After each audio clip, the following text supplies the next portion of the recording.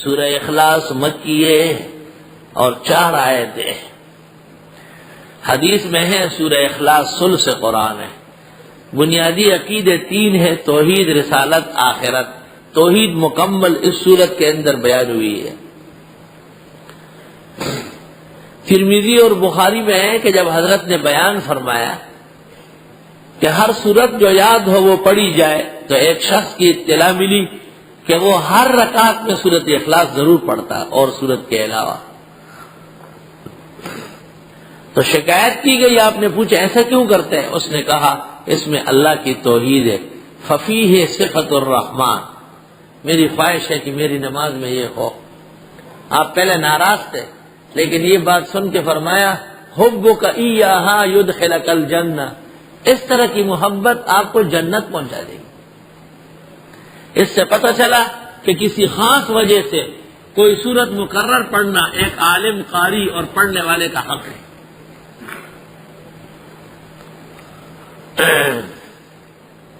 اس کو سورت اخلاص کہتے ہیں کیونکہ توحید کا مسئلہ بیان ہوا ہے.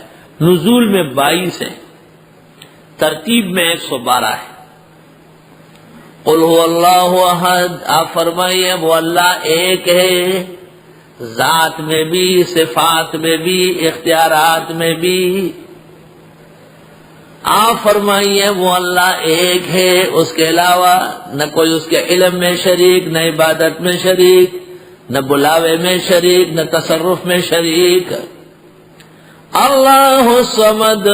وہ اللہ بے نیاز ہے، بے زاوی میں ہے. یسمد الیہ فی الامور کلہا. تمام کاموں میں اس سے مدد مانگی جاتی ہے. ولا یسمد الی احد. وہ کسی کا محتاج نہیں ہے. اللہ الصمد کا یہ معنی ہے، یہ نہیں کہ نیاز آپ پیروں کے نام دے اور قبروں کے نام کہے. اللہ تو بے نیاز ہے.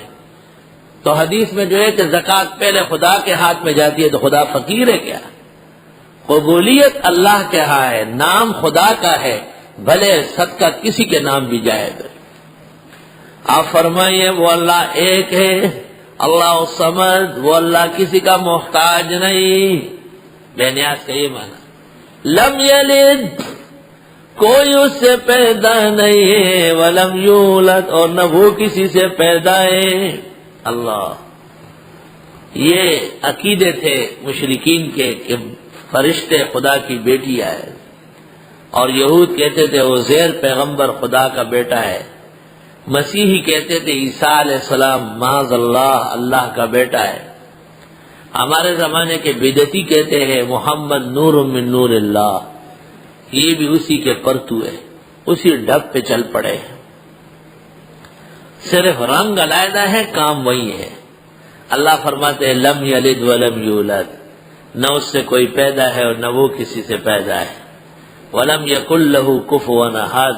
اور نہیں ہے اس کے جوڑ کا کوئی بھی، اس کے زور کا، اس کی طاقت کا کوئی نہیں. وہ نرالا ہے، وحدہ لا شریک ہے. اللہ اکبر، اللہ اکبر، وللہ الحمد.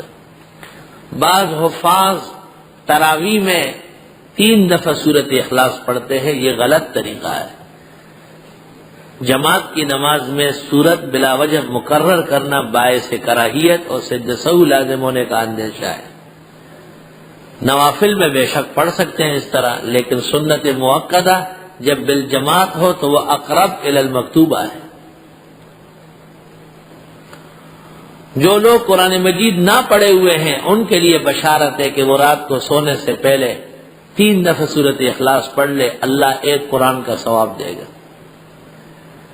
علامہ آلوسی بغدادی نے روح المعانی میں اس پر بحث کی ہے کہ اس کا کیا مطلب ہے کہ انہا تعدل ثلث القرآن، کہ سورۃ اخلاص قرآن کی 1/3. میں نے بتایا کہ اس میں توحید مکمل ہے.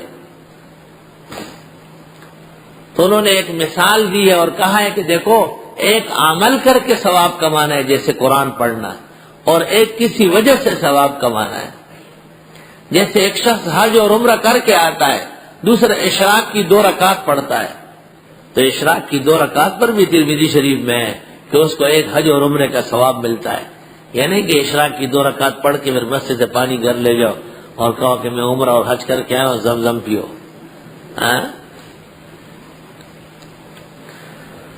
جیسے ایک شخص دعوت میں شریک ہوا اور دوسرے نے کہا آپ یہ سمجھ لیں کہ میں نے شرکت کر لی، مجھے منظور ہے، جو فرق یہاں ہے وہ فرق وہاں ہے۔ سورہ اخلاص مکی ہے اور 4 آیتیں۔ حدیث میں ہے سورہ اخلاص ثلث قرآن ہے۔ بنیادی عقیدے 3 ہے، توحید، رسالت، آخرت۔ توحید مکمل اس صورت کے اندر بیان ہوئی ہے۔ ترمذی اور بخاری میں ہے کہ جب حضرت نے بیان فرمایا کہ ہر صورت جو یاد ہو وہ پڑھی جائے، تو ایک شخص کی اطلاع ملی کہ وہ ہر رکعت میں سورۃ اخلاص ضرور پڑھتا اور سورت کے علاوہ۔ تو شکایت کی گئی، آپ نے پوچھا ایسا کیوں کرتے ہیں؟ اس نے کہا اس میں اللہ کی توحید ہے، ففیہ صفۃ الرحمن، میری خواہش ہے کہ میری نماز میں یہ ہو۔ آپ پہلے ناراض تھے، لیکن یہ بات سن کے فرمایا حبک ایہا یدخلک الجنہ، اس طرح کی محبت آپ کو جنت پہنچا دے گی۔ اس سے پتہ چلا کہ کسی خاص وجہ سے کوئی سورت مقرر پڑھنا ایک عالم، قاری اور پڑھنے والے کا حق ہے۔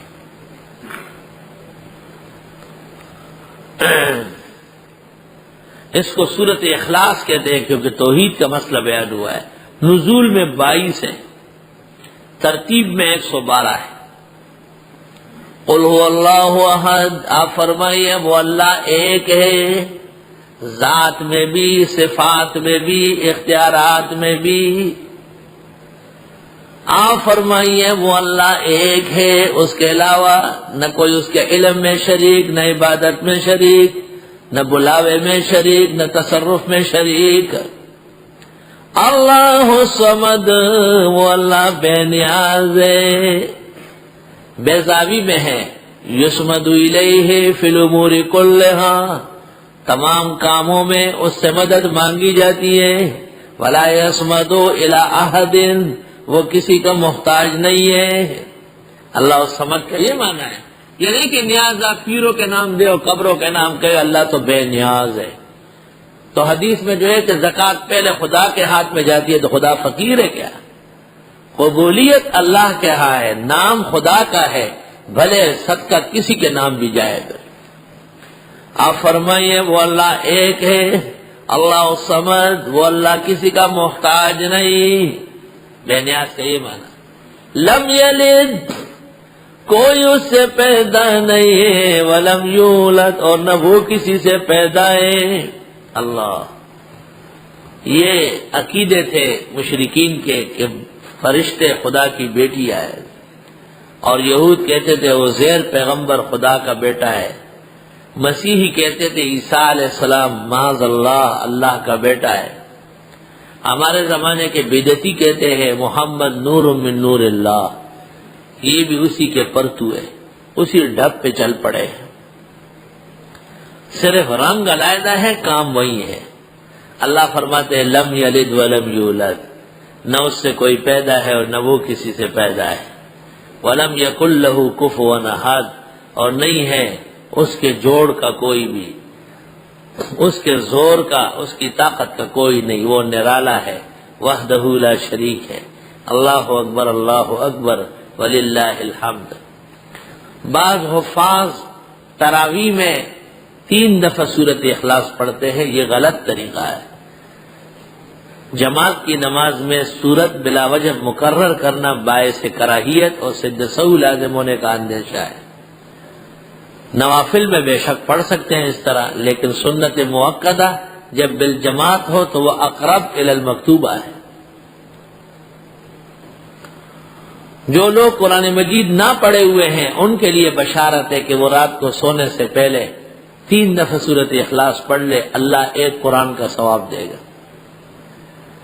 علامہ آلوسی بغدادی نے روح المعانی میں اس پر بحث کی ہے کہ اس کا کیا مطلب ہے کہ انہا تعدل ثلث القرآن، کہ سورۃ اخلاص قرآن کی 1/3۔ میں نے بتایا کہ اس میں توحید مکمل ہے۔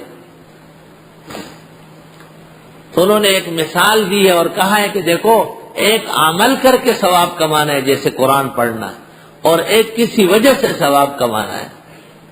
جیسے ایک شخص حج اور عمرہ کر کے آتا ہے، دوسرا اشراق کی 2 رکعت پڑھتا ہے، تو اشراق کی 2 رکعت پر بھی ترمذی شریف میں ہے کہ اس کو ایک حج اور عمرے کا ثواب ملتا ہے۔ یہ نہیں کہ اشراق کی 2 رکعت پڑھ کے پھر مسجد سے پانی گھر لے جاؤ اور کہو کہ میں عمرہ اور حج کر کے آیا ہوں، زمزم پیو.